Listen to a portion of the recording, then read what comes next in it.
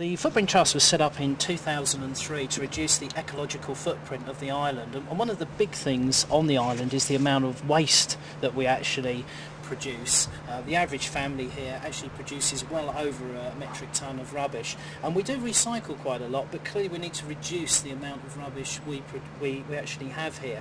And we came up with this particular thing, the big fat dustbin, just to try and explain to people about all the things that they throw away and what else they could do with them. So we contacted all the main charities on the island and asked them, what do you want? So rather than chucking this stuff away, you could give it to charity. But we've also sort of challenged the whole idea of buying stuff, you know, to try and actually challenge the idea that, oh, well, it's okay, I can buy all this rubbish because I'm going to recycle it. The other issue we have here, and in the UK as a whole, is about the amount of water we have. We've got the same amount of water, available water, as we had when the dinosaurs were here, and we have to use it in an efficient way, otherwise we won't exactly run out of water, but we could actually have times where there is no water in the tap. And a high proportion of water here on the island is used by agriculture and horticulture and by tourism. And we still have very old-fashioned plumbing systems. So we came up with this idea, which we launched, in fact, just before the first ever hosepipe ban on the island, about 2 years ago, called Waterworks. And it was to get people to think about how they're using water. We have here the Warmer Home campaign. Now, we have a very high proportion of elderly people on the Isle of Wight and lots of disabled people too. We also have a very antiquated housing stock, which means that it's not properly insulated, and people are losing around 50% of their heat through walls and roofs. People in the UK who are over 70 can get free cavity and loft insulation, and that isn't known. And so we on the island promote that. We go to public events, we visit people in their home, and we have a chat with them about other things they can do, such as putting foil behind the radiators, closing curtains at night. And we have access to other funds as well, and we tell them, for instance, about the Warm Front grant, and people in receipt of benefit can sometimes get a brand new heating system, which obviously will be more efficient.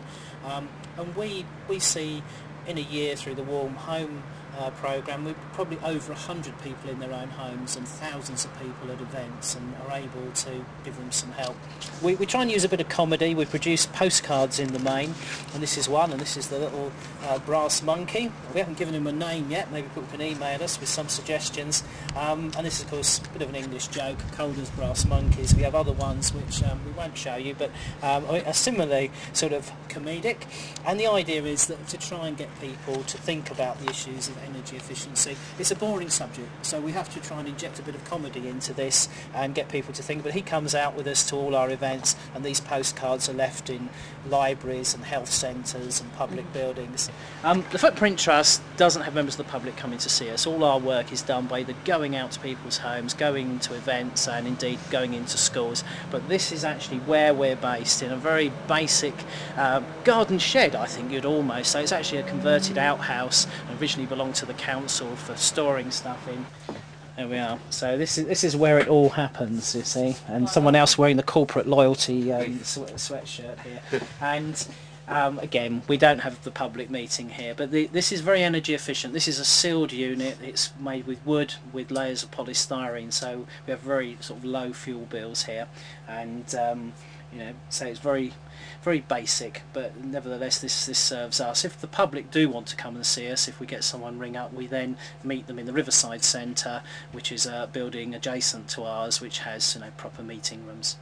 Adopt a Garden is really something that's been waiting to happen, because we've always had elderly people, well, throughout the world, who can't do gardening anymore, and there's never volunteers. It's a great idea, there's all these people volunteering, but not to do gardening, because thankless job, you clear the weeds and they all come back. But very recently in the UK there's been a shortage of allotments, because loads of younger people have suddenly felt, right, I want to grow my own, I want to eat healthily, and suddenly all these empty allotment spaces that have been there for 20, 30 years are suddenly all filled up. So, well, now's the time. We can actually launch this, get hold of these younger people who are on the waiting list for allotments, find them a garden, generally an elderly person that can no longer look after their garden, and match them up. They can grow the veg in this person's garden and then share it with the owner.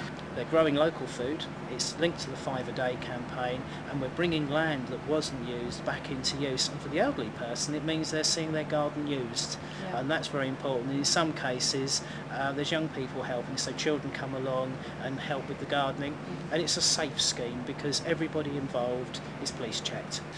This is symbolic of the Footprint Trust, really. This is our one and only vehicle. We use it as efficiently as we can. We only go out when we've got a lot of things to do.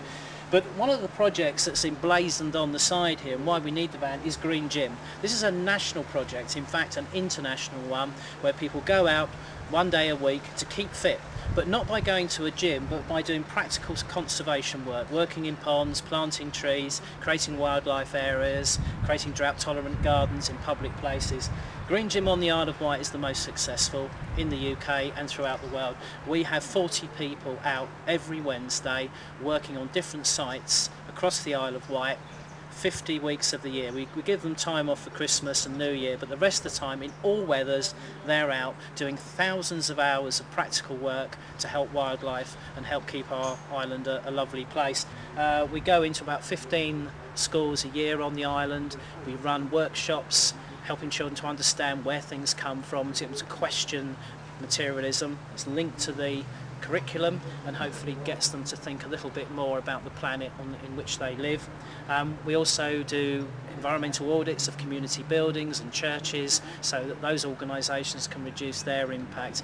We were set up to reduce the ecological footprint of the Isle of Wight, and so far over the last few years we have met with around 20% of islanders, so we've managed to make, we feel, a bit of an impact, and we're looking forward to sort of more innovative ideas in the next few years to continue our message.